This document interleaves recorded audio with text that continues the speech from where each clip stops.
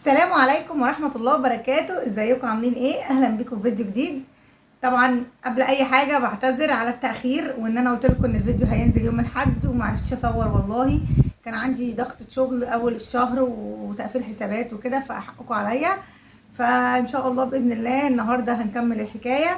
وقبل ما نكمل الحكاية هنقول اجابة السؤال بتاع الفيديو اللي فات: من هي السيدة اللي ابيها نبي واخوها نبي وزوجها نبي وابنها نبي؟ هي السيدة ليا بنت يعقوب، زوجة سيدنا أيوب، أخت سيدنا يوسف، أم ذي الكفل. وده كانت إجابة السؤال بتاع الفيديو اللي قبل اللي فات، مش اللي فات. نبدأ بقى بإذن الله تعالى. بسم الله الرحمن الرحيم، والصلاة والسلام على خاتم الأنبياء والمرسلين. وإزاي لقيت بابا؟ كنت شرحت لكم في الفيديو اللي قبل اللي فات ازاي قابلت زوجة والدي، وازاي قعدنا واتكلمنا، ولما لقيتها بتسأل رحت قلت لها في الاخر، يعني في اخر الحوار، المفروض القعدة دي تبقى بيني وبين والدي، ويبقى والدي اللي موجود مكانك، والحوار ده يدور بيني وبينه. انا بجد ما عرفتيش ومش عارفة انتي بتستجوبيني ليه وبتسأليني الاسئلة دي كلها ليه. راحت سكتت واتحرجت يعني، وقالت لي لحظه واحده. وبعدين انا قاعده بقى، بدات خلاص زي ما قلت لكم قبل كده ان انا خلاص انا اتقفلت، اتضايقت، عايزه اقوم امشي، متضايقه. يعني هو ليه بابا ما جاش؟ ليه بابا ما طلعش معاها؟ بعد اقل من 5 دقايق لقيت بابا. انا طبعا عماله اتلفت حواليا، هما الدور بتاع بيت جدتي دور اول مرتفع، فطبعا انت اللي قاعد في التراس بيبقى شايف الشارع عادي جدا عادي جدا. فانا عماله اتلفت حواليا ومش شايفه حد. يعني فجأة لقيت راجل ستيني، في سن ال60 يعني، او ما شابه، داخل عليا. انا بصراحه عايزه اقول لكم ما حسيتش اي حاجه خالص، يعني مشاعر ما كانتش موجوده اصلا. انا عندي جوايا سؤال: ليه؟ يعني انا ليه وصلت لغايه 39 سنه او 38 سنه وانا ما اعرفكش؟ يعني انا شايفاه جاي وعندي يقين بنسبه 90% ان ده والدي، بس ما فيش احساس. الاحساس عندي انا مش موجود. فهو اول ما دخل بدأ يدخل البلكونة، بدأ يعيط. قمت طبعا حضنته وبوسته، بس انا جوايا مشاعر ما فيش، يعني انا مش حاسه اي حاجه. هو قعد يعيط كتير قوي، وقعد يحضن فيا ويبوس فيا ويحضني، وانت كنت فين؟ وانا ما فيش اي حاجه، ما فيش اي رد فعل، ما فيش اي ريسبونس، بس ولا عيطت ولا اي حاجه. فقعدت قدامه ومسك ايدي وقعد يقول لي انت كنت فين؟ قلت انا موجوده، انا موجوده. لا ازاي؟ انا قالوا لي ان انت سافرتي اليونان مع والدتك من وانت عندك 4 سنين. فطبعا ما استفسرتش، يعني انا في الوقت الحالي اللي انا فيه ده انا تحت تأثير الصدمة. صدمة على اندهاش، على ان زي ما قلت لكم قبل كده ليه كذا حاجة، يعني عارفين. فانا كنت تحت تأثير الصدمة، اللي هو انا مش عارفة اقول له انا كنت فين ولا كنت بعمل ايه، ولا عارفة اقول له انت عرفت مني ان انا ازاي في اليونان. لقيت نفسي مشاعري متلخبطه ودنيتي متلخبطه. بس لقيته فتح تليفونه، واول حاجه عملها اتصل بعمرو اخويا، واتصل فيديو كول. انا طبعا مصدومه، اللي هو مان ليه اخ؟ وفجاه لقيته قدامي وبيقول له احنا لقينا شيماء، احنا لقينا شيماء. وبدأ اخويا يكلمني ومراته وبنته. واحنا وانت ليكي اخت في تركيا. فاللي هو انا كل ده انا انا فعلا تحت تأثير الصدمة. انا لا عارفة افرح ولا عارفة ازعل ولا عارفة ادي اي ريسبونس. انا ولا بضحك ولا بعيط ولا كلمت حد ولا قلت لحد انا لقيت بابا وبابا جالي او اي حاجة. ف آه، ايه هو قال ايه الشبه اللي بينك وبين اختك ده؟ يعني في شبه بيني وبين اختي. وبعد بالظبط بعد ما قفلنا مع عمرو اخويا، اللي هو انا مش فاكره اصلا الحديث كان داير على ايه، بس انا فاكره ان انا شفت عمرو اخويا ومراته وبنته و... وكنت مصدومه. بس ايه اللي حصل وايه اللي اتقال احنا بينا وبين بعض انا مش فاكره اي حاجه. بعد ما قفلنا مع عمرو راح متصل بايمان اختي، وبدأ برضو يقول لها. برضو ايمان كانت فرحانه جدا وزوجها كان فرحان قوي، وزوجها قعد يقول برضو لاحظ الشبه اللي بيني وبينها، وبيقول كأنك شبهها قوي. بس برضو انا مفيش اي اندهاش، يعني انا مفيش ريسبونس عندي ضايع، زي ما اكون بدأت ابقى مغيبه. لقيت بابا بيقول لي انتي متجوزه عندك اولاد. طب انا برد حقيقي مش فاكره انا رديت، بس رديت بالحقيقه يعني، قلت له اني منفصله وعندي ولد وبنت. بس انا افتكر لا مش فاكره. خدني بالعربيه بتاعته، انت ساكنه فين؟ قلت له على مكان سكني. اندهش اكتر ان احنا ساكنين جنب بعض، يعني هو كان قعد اكتر من 12 سنه موجود في حلوان، عايش في حلوان. وفي الوقت ده انا برضو كنت اتزوجت وعشت في حلوان فتره كبيره من عمري. فاللي هو يعني اللي هو ايه ده، ايه الصدفه الغريبه دي؟ انا حرفيا من بيتي لبيت ايمان توك توك بيودينا. فاللي هو الناس ما تعرفش توك توك دي وسيله مواصلات عامله زي الموتوسيكل او الفسبة، بس متقيفة، يعني معمول لها زي جلد من فوق كأنها ميكروباص صغنن بيشيل 3 افراد بس. زي ما قلت لكم الريسبونس عندي ما فيش، ضايع. بدأت بقى لما ركبت العربية مع بابا بدأت اتصل بأبو ولادي، قلت له انا لقيت والدي، اتصلت بخالي، اتصلت بولادي وقلت لهم طبعا ولادي فرحوا جدا. في الوقت ده كان جدهم وجدتهم من باباهم توفوا، وجدهم وجدتهم من عندي توفوا. فاحنا هي عندنا جد، يعني هم عندهم خالي بيقولوا له بابو، بابو دي يعني جده باليوناني. فاللي هو كان خاله بيقولوا له يا جدو، فاللي هو لا احنا عندنا جد بجد، احنا في جد. فطبعا ولادي كانوا طايرين من الفرحه. وقعدنا بقى في جو بقى غريب، ورحنا فعلا حلوان وخدنا الولاد من هناك. حتى احمد ابني راح ناطط على حجر جده وهو بيسوق، كان فرحان قوي ان هو لقى له جد. هو احمد اصلا زي ما قلت لكم قبل كده مفتقد إن والده، عشان والده على طول بيسافر، فكان مفتقد الولد دايما بيبقى محتاج لوالده، محتاج يتكلم معاه. وكمان جده، كمان جده التاني، فما صدق لقى له جد، فراح ناطط وقاعد على رجله في العربيه. بعد كده رحنا عند عمرو، خدنا الولاد ورحنا عند عمرو، اتعرفت عليه. مش فاكره اي حاجه برضو من اللي حصل، كل اللي فاكراه ان عمرو قال لي ان هو بيدور عليا بقاله سنين كتير، وجايب القيد العائلي، وجاب لي شهاده ميلادي الورقيه اللي هي صعبه قوي ان حد يعرف يجيبها من السجل المدني، مش الكمبيوتر، الورقيه اللي هي اول شهاده بتطلع مع الميلاد. وجايب قيد عائلي، وكان بيدور عليا، وكان بيدور في السفاره واليونانيه، وكان بيسأل بس معرفش يوصل لأي حاجة. واللي اتضح ان والدي بعد لما تزوج من والدة ايمان ومع عمرو اخواتي بدأ يبحث عني، يعني بعد وقت لما خلاص الصلة اتقطعت بدأ يبحث عني. كنت تقريبا في الوقت ده عندي 4 سنين. فكل الناس قالوا له في الشارع، ما عنديش معلومة بقى هل جدتي كانت خايفة ان هو ياخدني منها، ولا ماما اللي كانت خايفة انه ياخدني منها، ولا كانوا خايفين عليا من جدتي لان كنت اللي اسمعه ان جدتي شديدة جدا، ولا ايه معرفش، او الناس هي اللي الفت، او ايه الحكاية. بس بابا كان بيروح اكتر من مرة يسأل عليا في المنطقة، بس كان يعني ما بيطلعش فوق. وقالوا له ان احنا سافرنا اليونان، يعني ما بيطلعش على الشقة. وقالوا ان احنا سافرنا اليونان، ان امي خدتني وسافرت اليونان. في فترة زمنية نسيت اقول لكم ان احنا كنا عايشين في عين شمس، يعني في فترة كده صغيرة قبل ما ماما تتزوج مرة تانية من بابا حسن، احنا كنا عايشين في عين شمس. يعني بعدها كده، بعدها جدتي خدتني ورجعت تاني العتبة او الازبكية، واللي هو رمسيس يعني المنطقة دي يعني. جدتي خدتني تاني، وماما تزوجت وعاشت مع زوجها. بس في سنتين كانت ماما وجدتي وانا وكده قاعدين في عين شمس. فممكن في الفترة دي اللي كان بيجي يسأل فيها وطلع مثلا خبط ملقاش حد، انا بصراحه ما عنديش المعلومه، انا كنت سامعه الكلام ومزبهله.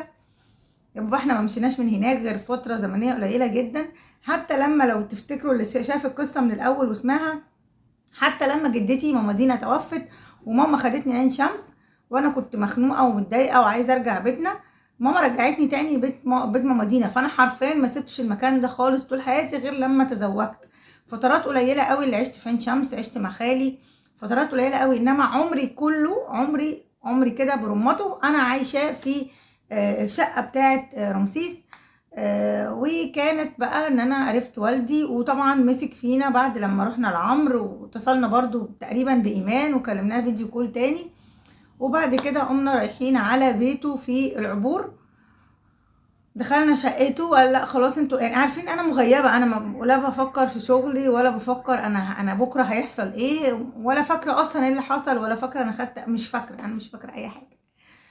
بس هي مقتطفات كده. دخلت البيت ما شاء الله طبعا، دخلنا انا وولادي وورونا هننام فين وكده، ولا جبنا غيارات معانا ولا اي حاجه. هي كانت كل حاجه فرحه بفرحه، ومراته كان باين عليها ان هي فرحانه قوي يعني ساعتها وقتها. وقالت لي ان هو ما كانتش تعرف ان عنده بنت كبيره، ما عندهاش معلومه، وان هي اول مره تعرف وكده. الله اعلم ده اللي خلاها تدخل تشوف ورقي قبل بابا ولا ايه، معرفش يعني. المهم يعني ان اللي حصل ان احنا رحنا وبيتنا عند بابا، وحصلت اول فجوه بين ولادي وبين بابا. بسبب عند الفجوه اللي بين ولادي وبين بابا حصلت ازاي. احنا لما نمنا عند بابا وتاني يوم الصبح صحينا، ايمان اختي كلمتني بعدها على طول. والد الولاد كلمنا عشان يعرف احنا عملنا ايه في يومنا ويومنا كان ماشي ازاي. فالولاد ردوا عليه بحسن نيه وقالوا له ان احنا كنا بايتين عند جده. فزعق واتضايق، وازاي تباتوا بره من غير ما تقولوا لي. وطبعا بما اني دلوقتي وانا عندي 43 سنه بقول لكم الوضع اللي انا استنتجته حاليا، ان انا عباره عن اداه لغايه لما الولاد يوصلوا لبر الامان هو بيستخدمها. انما انا ماليش صلاحيات كأم. دي عامله فجوه بيني وبين ولادي كويسه يعني محترمه كبيره، ولكن انا بحاول يعني اتلافاها، يعني بحاول اقفل الفجوه دي بالحكمه بقى وبالعقل، لاني برضو كبرت يعني مش زي ما انا ايه، مش زي زمان. بس في الوقت ده انا كنت لسه برضو في تهور وكده، وبرضو كنت مصدومه من الاحداث اللي حصلت كلها ورا بعض. ان انا رايحه اصلا مش عارفه اني هلاقي ابويا، فانا مش عارفه اني هلاقي ابويا وهقابله واقعد معاه، ولا اخويا واتكلم مع اختي فيديو كول، واروح بيت ابويا وابات فيه. فهو الموضوع كله كان كده ملخبط على بعضه، فانا دماغي كانت مش مظبوطه. فلما لقيت رد الفعل بتاع والدهم ده، قمت انا كمان مزعقه قصاد زعيقه. وانت ايه اللي مزعلك؟ انا ما بيتش عند حد غريب، انا مبيته عند والدي. يعني انا ما لا لازم تقولوا لي. فما استوعبش هو كمان ان انا تحت تاثير الصدمه، او ان انا عندي صدمه. ودي يمكن دي الفجوه اللي كانت ما بيننا من اول يوم جوازنا، ان هو اتعامل معايا على ان حد عادي جدا، مش حد عنده مشكله. انا الحمد لله يعني انا كل شفافيه ان انا كان عندي مشكله، ومفيش ادنى يعني حاجه تعبني ان انا بقول ان انا كان عندي مشكله، وان انا كان المفروض اتعامل بطريقه تانية غير اللي اتعاملت بيها. وبعد كده لما هو زعق بابا لما صحي، فبرضو ده غلط من عندي. انا حكيت له اللي حصل، وان هو ابو الولاد زعق وقال انتوا ايه اللي بيخليكوا تباتوا عند جدكم من غير ما تقولوا لي. انا ما كنتش هعترض. هو ابوهم بيقول انا ما كنتش هعترض، بس تعرفوني. فبابا بقى غضب وزعل. بابا كان نرفز جدا، طيب قوي بس نرفز جدا، عصبي بشكل غريب، وزعق جامد. فطبعا في الوقت ده ولادي برضو كانوا الى حد ما صغيرين، يعني كان 12 سنه و15 سنه. ف طبعا اول يوم يبقوا عند جدهم ويزعق كده ويزعق ويقول على ابوهم ان هو ملوش اي حق ولا اي صلاحيه ان هو يتحكم احنا نبات فين. فالولاد زعلوا من ابوهم، ودي كانت اول دروب ما بين بابا وبين ولادي. وبدات بعد كده انا ولادي مع الاسف جدا يعني انا دلعتهم، وده كان غلط برضو. ومن موقعي هذا بقول لكم يا جماعه الولاد ما بيدلعوش. من اول سن 4 سنين نبداوا شدوا، مش شد ضرب، يعني شد ان يبقى ليه مسؤوليات، يبقى عارف مسؤولياته ويعرف حقوقه ومسؤولياته وواجباته. علشان انا بدات احمل ولادي مسؤوليه من هم عندهم تانية اعدادي وخمسة ابتدائي، فما جابتش نتيجه خالص. بس الحمد لله دلوقتي الدنيا افضل واحسن، يعني احنا بنحاول نقوم ده.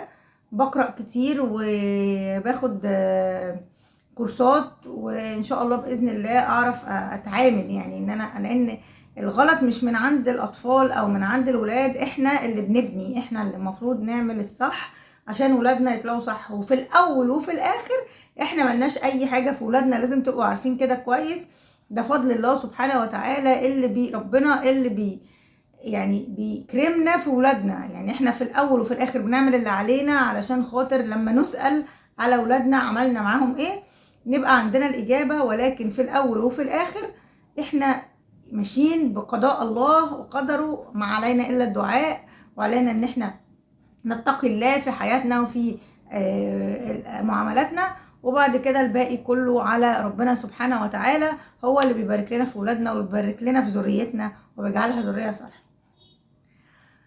ده كان اول يوم ليا عند بابا. وبعد كده انا زي ما انتوا عارفين عيد ميلادي 13/7، فكان عدى فترة صغيرة قوي، يعني كان تقريبا بابا كان 29/6 13/7، اسبوعين بالظبط.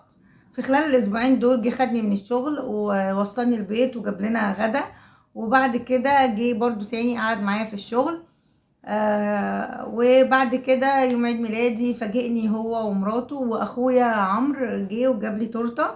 عمرو اخويا اللي جاب لي تورته، وهي جابت ايه صغير ده، جابته هي طنط اللي هي مرات بابا، وهي مست في ودني وقالت لي انا اللي جايباه. معرفش ازاي انا ما فهمتش، يعني انا ما فهمتش في الوقت ده. طب ما انت داخله بيه يبقى كده انت اللي جايباه، يعني انت او بابا انتوا ذمه ماليه واحده، يعني انا مش في بالي ولا عمري فكرت فيها ايام ما كنت متزوجه من ابو ولادي خالص. ما جاش في بالي خالص ان مثلا ان انا ادخل مثلا بحاجه عند حد اقول انا اللي جايباها ولا هو اللي جايبها، بس ما فهمتش. المهم يعني، طب اهلا وسهلا ان انت اللي جايباه، شكرا. هنفهم بعدين هي كانت ليه بتقول الكلام ده. المهم يعني بعد كده ده ميلاد وانبسطت جدا، وكان يوم حلو قوي قوي قوي، يعني كان يوم حلو قوي. وكنت ساعتها بتم ال 39 سنة. ويعني كانت اجواء جميلة وعائلية، وفي صور هوريها لكم، بس هقص بقى الصور، خليني انا وبابا بس عشان الناس اللي معانا في الصورة، وهوريكم الصور بتاعتنا يوم عيد ميلادي. و في الفترة بقى ما بين 29/6 و 13/7/2020، الفترة دي أنا طبعا كنت بروح لخالي، بما إن الصيدلية قريبة من بيت ماما، وخاله استقر مع أخويا في بيت ماما، وكنت بروح وبحكي له الأحداث. لقيته بيقول لي أنا كده أموت وأنا مرتاح وأموت وأنا مطمن عليكي، أنت كنتي أكتر واحدة أنا قلقانة عليها في إخواتك. أنا ما كانش الاتنين رجالة، بس فعلا أنا ما كنتش عايزة أسيبك لوحدك. فطبعا قعدت اعيط واقول له ما تقولش كده يا خالو. قال لي انت عين العقل ان انت عملتي كده، وان انت اتصرفتي التصرف ده، وان انت دورتي على والدك وان انت لقيتيه. وانا كنت رافض موضوع ان انت ما تدوريش عليه، بس سبحان الله ربنا اراد في الوقت ده. في الوقت نفسه بابا كانش عنده ادنى مشكلة ان هو يتعرف على خاله او يرجع الدنيا ويتكلم معاه، ولكن خاله رفض تماما ان يحصل كلام بينه وبين بابا، بين والدي. يعني معرفش ايه اللي كان بينهم او ايه اللي حصل زمان خلى خاله واخد الموقف ده من والدي، وقال لي لا انت بنته وهو ابوكي، خلي علاقتكم ببعض بعيدة عني انا خالص، انا لا حابب احكي في القديم ولا حابب اقعد معاه. ايه السبب وعشان ايه الله اعلم.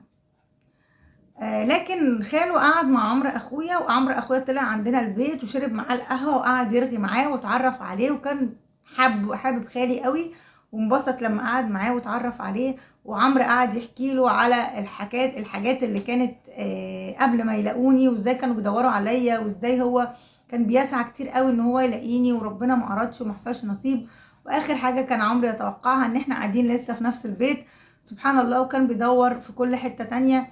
وطبعا يعني غالبا راح شقة عين شمس ودور فيها، ولكن ربنا ما أرادش. كان ربنا رايد ان احنا نلتقي في اليوم ده، في الساعة دي، في الوقت ده، سبحان الله.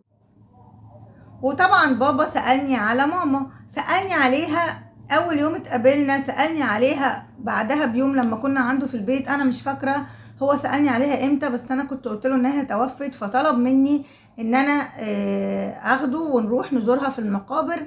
والمقابر انا كان معايا المفتاح بتاعها، مقابر بابا حسن، طبعا هي اتدفنت هناك، وبابا حسن اتدفن هناك، وبالمناسبة خاله بهاء اتدفن هناك. وعايزه اقول لكم ان المقابر في الاباجيه، وانا عديت عليها من يومين، ومع الاسف لقيت المقابر بسوى الارض.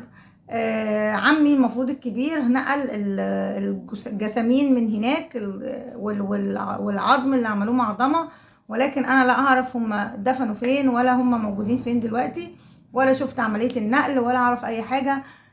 ربنا يعلم، قلبي وجعني قوي من المنظر، انا فعلا مش عارفه هم كانوا فين. الارض كلها مستويه واللودارات ماليه المكان، فالحمد لله على كل حال. وطبعا كلنا في ارض الله الواسعه ومسوانا التراب.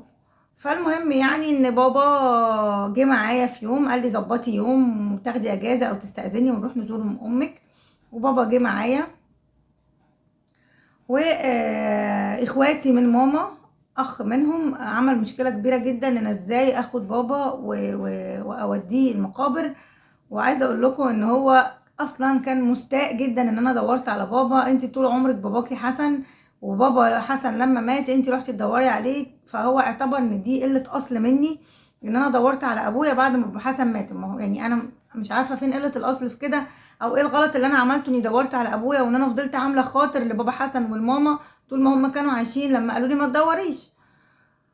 يا ريت تقولوا لي انا غلطانه ولا لا في الموضوع ده ان انا دورت ولا لا.